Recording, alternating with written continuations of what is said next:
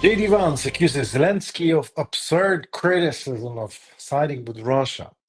Witkoff has five territory keys to proposed Russia's Ukraine deal after meeting Putin.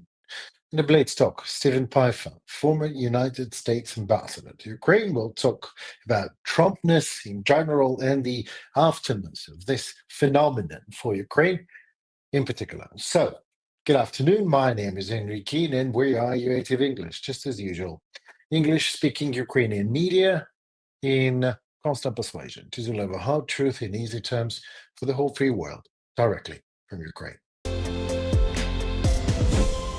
United States Vice President J.D. Vance on April 15th pushed back against criticism from President Volodymyr Zelensky, saying it was absurd to accuse Washington of siding with Russia, Reuters reports.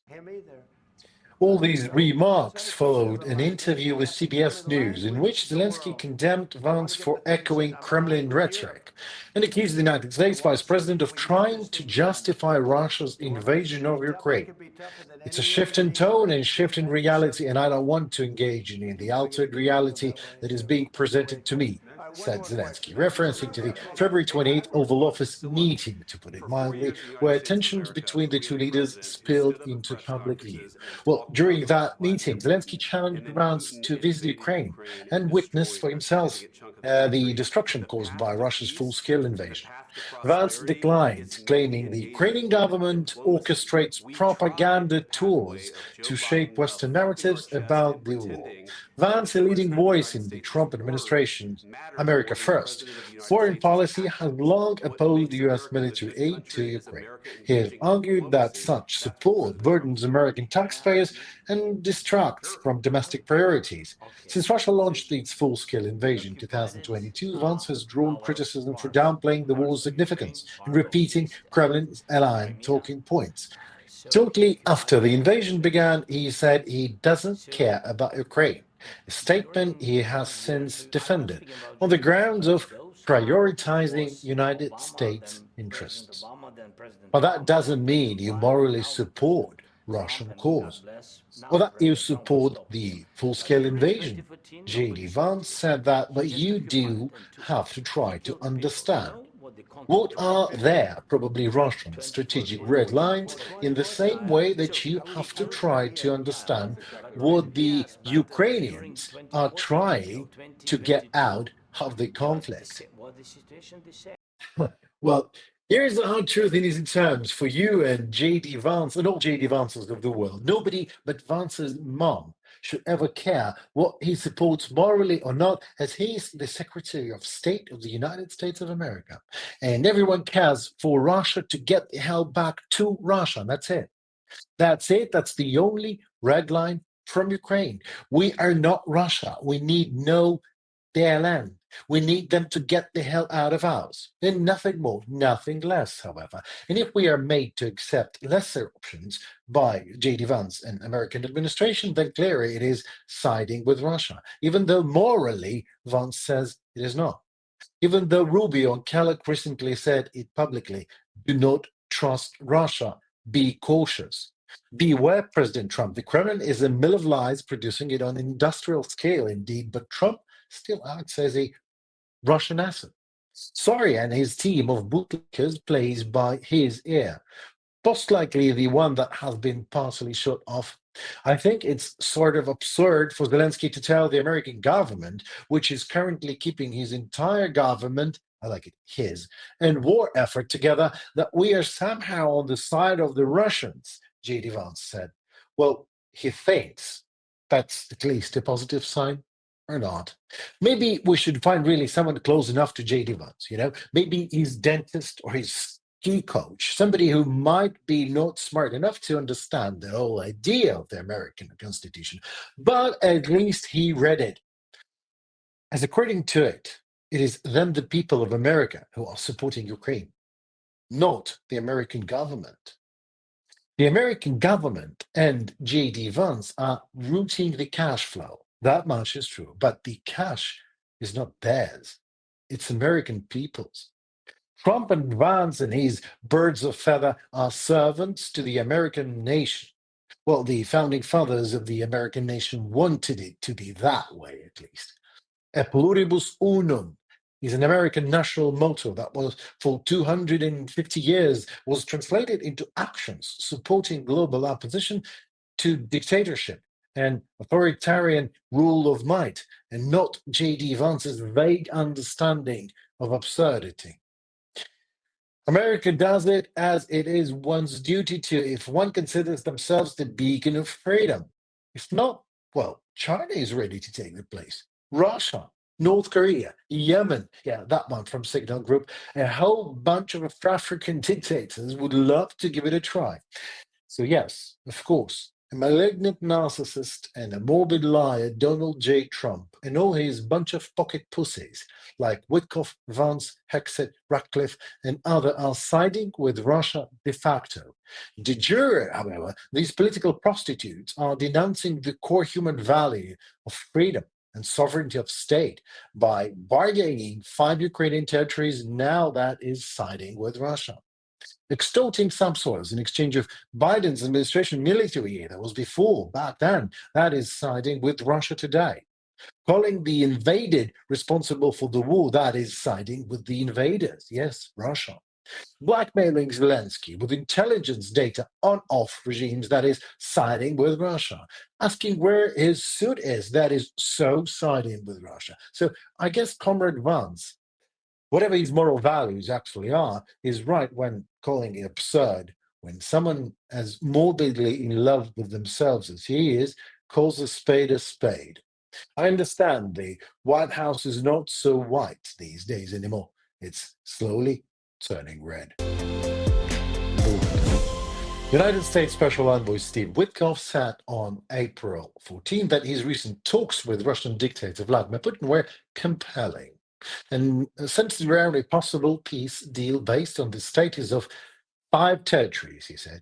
Witkoff was compelled by dictator Putin in St. Petersburg on April 11th and described the meeting as productive, claiming the Russian president dictator expressed a desire for permanent peace, though it took a while for us to get to the point. Hard job. Nicely done. Though Witkoff did not name the territories directly, he appeared to refer to Crimea, illegally annexed by Russia in 2014, and the partially occupied Donetsk, Luhansk, Zaporizhia, and Kherson Oblast. Moscow declared the annexation of the latter 4 regions in 2022. The envoy Witkoff also hinted at a broader strategic ambition tied to business incentives. I see possibility to reshape the Russian-United States relationship through some very compelling commercial opportunities, Witkoff said. That gives real stability to the region too. Thank you, Mr. Witkoff. Some US officials have raised alarms of the direction of the Trump administration's diplomacy, let's put it that way. The Wall Street Journal reported that Secretary of State Marco Rubio and Special Envoy for Ukraine Keith Kellogg are urging President Donald Trump to resist territorial concessions to Moscow. According to Reuters, Witkoff told Trump that recognizing Russian control over the 4 partially occupied regions of Ukraine would be the quickest way to secure a ceasefire. This approach mirrors Kremlin demands and has sparked concerns among Kyiv allies. Concerns? All right. Despite ceasefire efforts, Russia continues to reject the full 30-day ceasefire proposal backed by the United States and supported by Ukraine, by the way, obviously, Kryvyi Rih and Sumy. But a partial truce covering energy infrastructure has repeatedly been violated by Russian forces also. Witkoff, who has visited Russia several times this year and serves as Trump's top negotiator, has drawn criticism for adopting Kremlin talking points, but particularly regarding the nature of Russia's occupation and the prospects of trading territory for peace. Since returning to office in January, the Trump administration has resumed direct talks with the Kremlin and signaled a diminished commitment to Ukraine's defense, even as Russia intensifies, obviously, attacks on civilian areas. This deal is about these so-called 5 territories, Witkoff said in comments for Fox News. Whatever doubt, but there's so much more to it. I think we might be on the verge of something that will be very important for the world at large. Like criminal as Putin is ICC indicted person for genocide and kidnapping, and he is still at large. Maybe that. We have indeed a special guest tonight, ex-ambassador to Ukraine, Steven Pifer is with us. Thank you so very much for your time, Your Excellency. Hello. Happy to be here. First things first, President Trump is either vocal, pro-Russian, let's say, or mute. Like, while despite claims of forcing peace through negotiations, whatever that means, Russia continues to pummeling Ukrainian territories, killing children, burning civilian areas, and advances on the front lines, while Trump's administration even stops intelligence support. Russian state media openly mocks Trump. This is happening. Still, it does not seem like the American administration is ready to recognize the true nature of Putin's regime. That is brutal criminal invading force that will never stop unless stopped. Why, is my question. I wish I understood. If you look over the last 2 months, you've seen a series of American concessions to Russian positions for which America has received nothing in return. And more than a month ago, American officials, Secretary Rubio led the delegation, persuaded Ukraine to accept a 30-day full ceasefire. Right. It's now been a month, and it's clear that Russia dithered, it stalled, it put conditions, and Russia, in effect, has rejected that ceasefire. And so I would expect that there would be some reaction by the administration. Right. Mr. Trump, some days ago, said he was getting angry about Russia's response. But what frustrates me is he has not used the leverage that he has that might bring Russia to a more reasonable position. Absolutely. I mean, he has the means, right? I mean, obviously. Well, I think there's several types of leverage that Mr. Trump has. One, he could move and have the administration move to close loopholes and sanctions on Russia. So, for example, close down the loopholes through which American and Western high-tech products are getting to Russia. Right. He could also sanction more Russian shadow fleet oil tankers that would make them off limits for oil shipments. He could work with the G7 and ask the G7 to go and move and seize the frozen Russian central bank assets and convert those into a fund to support Ukraine. And he could ask Congress for more funding for American military assistance. All of those steps would confront Putin and the Kremlin with the fact that if they don't negotiate in a more reasonable way, Russia is going to face growing military, economic, and political costs. But thus far, he's done none of that, and I don't understand. It's not the way to negotiate with Moscow. Well, I mean, that's obviously what is happening. But all right, I mean, is the new US administration ready to recognize the true nature of Putin's regime? Ready, after Kryvyi, after children dead, after all the immense suffering in Ukraine, even though, if not putting Ukraine aside, Russia has broken every single deal. So do you really believe, sincerely believe, that Trump's administration, Mr. Trump, is going to recognize what the entity Putin actually is, or not? Maybe he has different plans. I would like to think so, but thus far we've seen no evidence of that. I mean, I would like to see him, not only because I think Ukraine is the victim, but I would like to see recognition that if Russia prevails, either wins on the battlefield or wins because of a bad peace deal, that actually intensifies the Russian threat both to Europe and the United States. That seems obvious.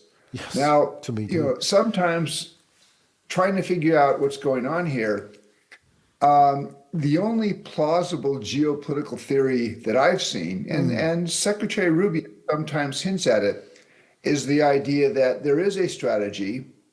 I'm not sure if Mr. Trump has a strategy. He tends to act more on personal whim. But if there is a strategy, it might be that if the United States basically throws Ukraine under the bus, draws back from Europe, then somehow America could peel Putin away from China's President Xi. I think that is fundamentally misunderstands the relationship between Russia and China and between Putin and Xi. Putin is not going to jettison his relationship with the Chinese president to place a bet on President Trump, who A, is unpredictable, and B, is not going to be in office in 4 years' time.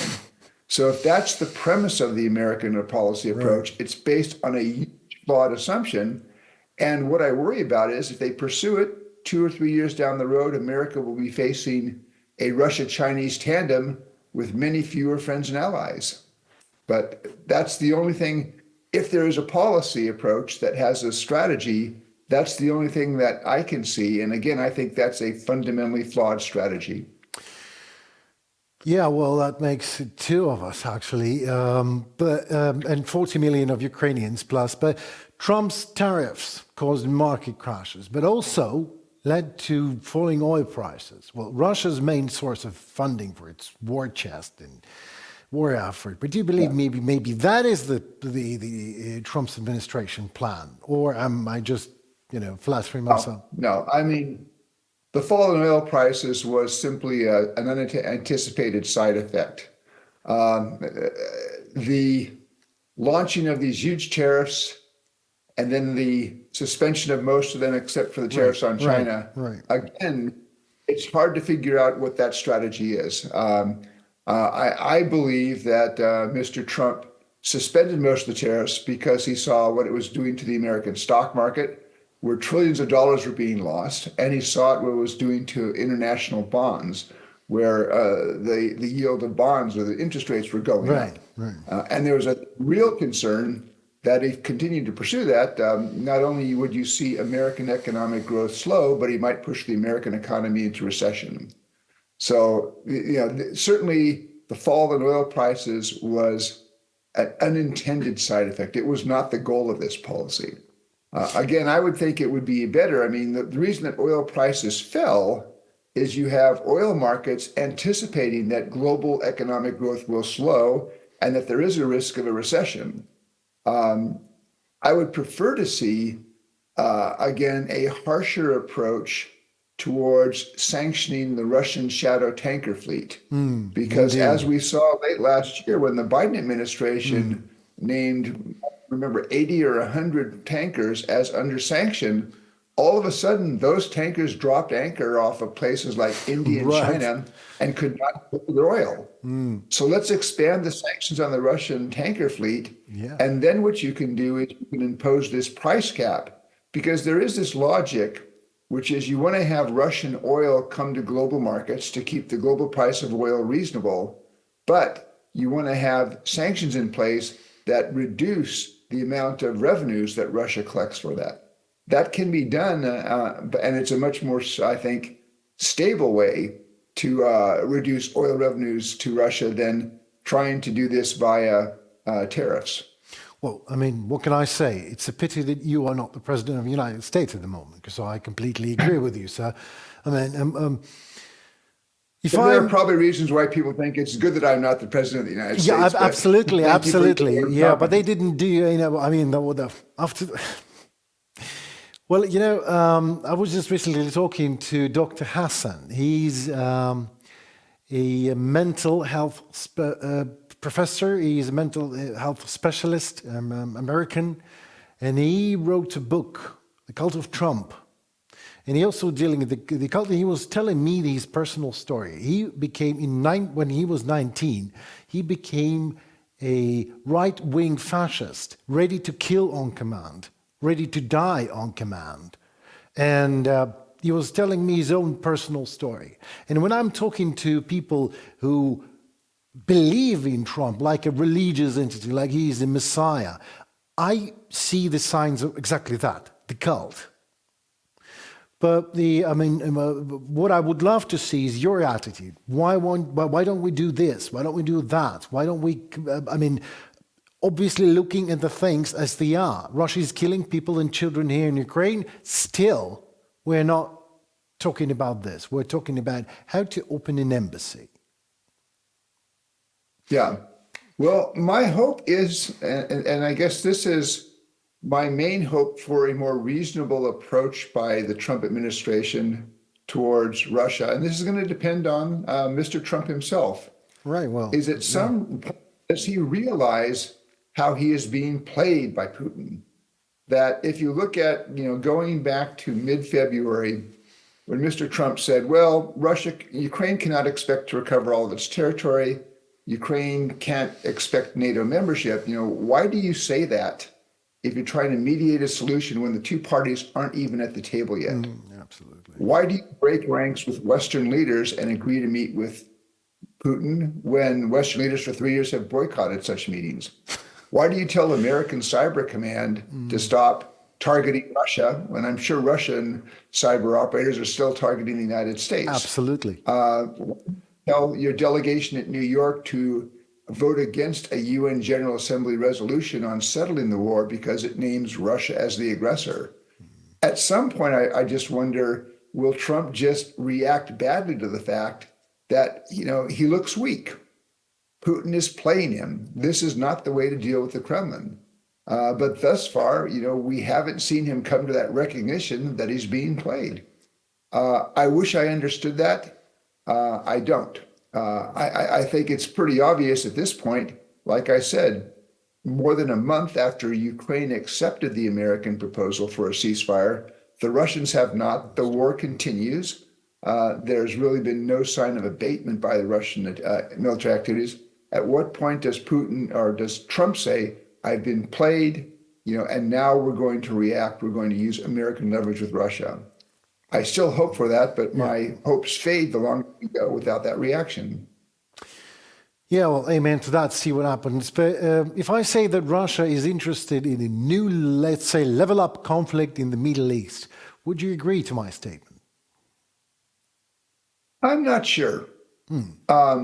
I mean, on the one hand, if there's a new conflict in the Middle East with Iran, right, that's a new distraction for the United States. But on the other hand, Russia and Iran just signed this deal. It's not quite an alliance, but it's sort of a strategic partnership. Well, there we go. If there's military action against Iran, and Russia stands by and does nothing, and I really don't think the Russians have the capabilities to do much. Russia looks like a feckless partner. So I think that there's probably a mixture of calculations in Moscow. On one hand, some may see it as good, but on the other hand, it would demonstrate Russian weakness when Russia just sat behind and watched it. Right. Okay, let me smoothly slide to another topic. The Budapest Memorandum, security guarantees. We in Ukraine were promised security in exchange for letting off our nuclear arsenal. Never happened. Why? Well, obviously I know why, but what happens next? What do we do about it? Yeah, let me make some points about the Budapest Memorandum, because I think there is some misunderstanding of the document. Point number one I would make is that Ukraine, in 1990, Ukraine's parliament, in its Declaration on State Sovereignty, said Ukraine will be a non-nuclear weapon state.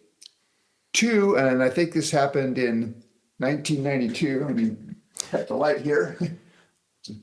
Right. Thank you. In 1992, I was told that Ukrainians had a meeting where they actually asked the military, if we want to remain a nuclear weapon state, can we do that? And they were told they did not have the infrastructure, and building that infrastructure would be hugely expensive to maintain an independent Ukrainian nuclear weapons capability. Point number three is that, I was an American diplomat at the time. The 1,800 strategic nuclear warheads in Ukraine were designed, built, deployed to incinerate American cities. It should not surprise anyone that the United States wanted to see those weapons eliminated. Point number four would be that the memorandum itself basically does not commit the United States and Britain to go to war with Russia should Russia violate its assurances. However, in negotiating this, the Ukrainians asked American negotiators, what will you Americans do if the Russians violate the commitments? And we said the United States will take an interest. We will do things. We said, though we were very clear, it's the memorandum of security assurances. We're telling you now, we're not sending American military forces to come to Ukraine's aid. Now, I was critical of the Obama administration in 2014 and 2015 for not doing more for Ukraine, including providing lethal military assistance, after Russia seized Crimea and got involved in fighting Donbass. Right. On the other hand, the Biden administration, and I wish the Biden administration had done more, but certainly the $120 billion in assistance that the Biden administration supplied to Ukraine over 3 years after the all-out Russian invasion, that was consistent with what I was thinking of 30 years ago. But I guess the last point, and let me say, I can understand Ukrainians saying, gee, if we had nuclear weapons now, this never would have happened. But I think had Ukraine tried to keep nuclear weapons back in 1993 or 1994, it might not have been the pariah state that North Korea is. But the kinds of developments in a strategic partnership with the United States, a distinctive partnership with NATO, none of that would have happened. So there would have been costs. Absolutely. There would have been costs here. So I agree with you. But you know what? I've read an interview with a former Soviet high-profile official who was closely involved in the Budapest Memorandum process and everything, and he says it clearly. It was a terrible mistake, and Ukraine is absolutely technically capable nowadays of creating its nukes again. And it should, regardless of who says what. Would you please comment on that? Yeah, no, there's little doubt in my mind that Ukraine, I think Ukraine does have the scientific and engineering capability to produce a nuclear weapon. It would be hugely expensive. I mean, Ukraine would have to build the infrastructure, for example, to produce the fissile material, either highly enriched uranium or plutonium. I think Ukraine has the know-how to do it. That would be, though, a step I think Ukraine needs to be very careful about. Because a Ukraine trying to acquire nuclear weapons, that could affect the support it gets, not just from the United States, but from Europe. And my guess is that building that kind of infrastructure would be pretty visible to the Russians. Obviously. The Russians would not sit that. So, and again, you're talking about a capability that probably takes a number of years to build. So also true. You know, it's not the outcome of the war. I mean, it seems to me that the way to get security for Ukraine, I see three models. One would be NATO membership, which I think is by far the most effective model, although it's hard to see how we get there, but that would be my preferred outcome. Second would be this coalition of the willing, the idea of the British and the French talking about putting some European forces on the ground. I think the question that still remains open on that, though, is, you know, what is the link to the United States? Thus far, that hasn't been worked out. Or there's the porcupine model, where the West says we're not going to provide a commitment to Ukraine's security, but we will shovel in so many weapons.